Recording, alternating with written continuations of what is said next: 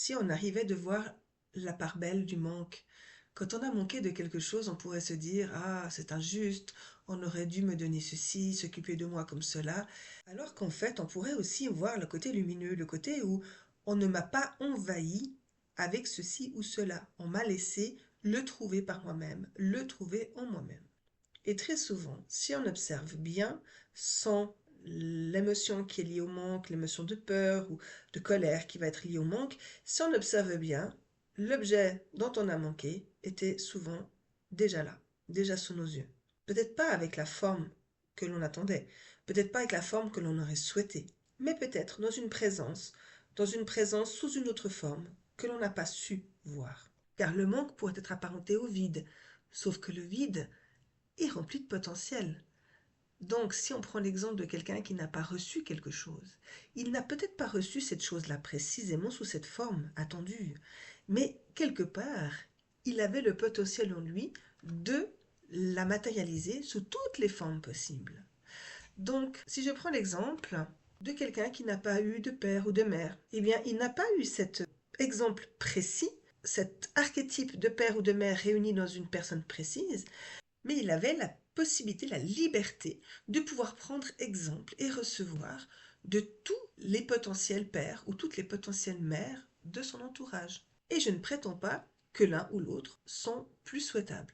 Simplement, si on apprend à décharger l'objet, la personne, le travail que l'on a déjà de nous satisfaire dans notre intégralité, et que on se laisse ouvert à tout ce qui existe d'autre de nous nourrir aussi, eh bien, on n'a plus de loyauté à avoir envers un objet, une personne, une situation particulière, et on peut rester ouvert à tout ce que la vie a à nous offrir.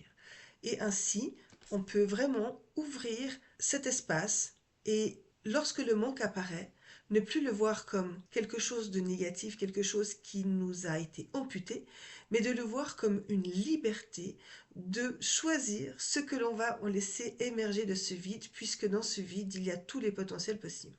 On peut alors voir le vide comme un espace qui se crée pour accueillir et laisser arriver quelque chose de nouveau, qui va à son tour repartir sans avoir besoin de le retenir par peur du vide. Et donc, tout ceci fait que tout circule à travers nous. Le bon, le moins bon, le pire comme le meilleur. Les situations compliquées vont circuler rapidement. Les circulations de joie vont pouvoir aussi circuler sans qu'on ait besoin de s'y accrocher, puisqu'elles vont pouvoir se renouveler en permanence.